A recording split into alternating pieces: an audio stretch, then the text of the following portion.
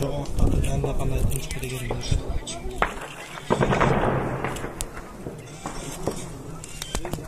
Bize de alt kökme mergençileri alt çatasın var mı? Көкташта 1,5 saat болып қалды. Оқ ушундай тынымсыз эле. Оқ атылып атат.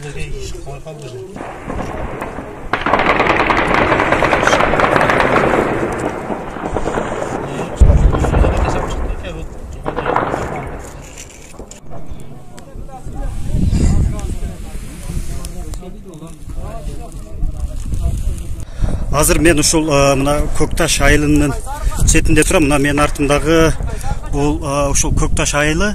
Бул жерде мына 2,5 саат болуп калды. 2,5 сааттан бери ушул жерден жылганыбыз жок.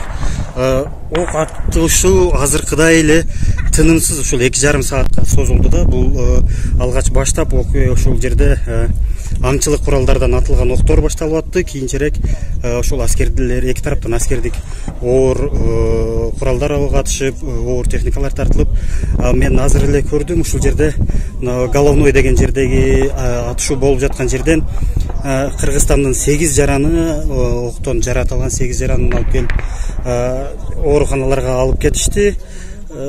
Элдер болсо ошол жөнөкөй жарандар мына эртеден бери ошол 2,5 сааттан бери ушул жерден жылбай эле туруп атышат. Ок атышуу дагы деле токтогон жок. Өзүңүздөр көрсөңүздөр болот. Элдер мына кадимкидей ок атышуу жүрүп атат дагы деле. Мына ошол жерде тиги карайып түтүн чыгып аткан жер Тажикстандын айылдарынын ортосундагы Кыргызстандын Көктерек деген айылы. Ошол жерде Кыргызстандын 17 үйү бар. Ошол жердеги үйлөрдүн баары өрттөнүп жатат деп кабар келди азыр. Айтсаңыз эмне болуп атат азыр? Азыр өзүңүздөргө белгилүү көрүп атасыздар.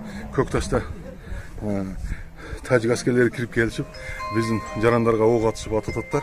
Анан ошондой эле Головнойго кирип келиштилер. Азыр бүгүнкү күндө бизде эмнелер бир 4 аскер жарадар болуптур. Ошого азыр көрүңүздөр, БТР кетти. Жардамга кетиштилер, аз алып чыгат. Жөнөкөй жарандар канча? Жөнөкөй жарандардан бүгүнкү күндө ок тийгени жок, бир таш бута болгондо тийгендери бар. Азыр мына өзүңүздөр көрүп атасыз, Көкташка жарымына Тажиктан аскерлери кирип келишти. Каза болгондор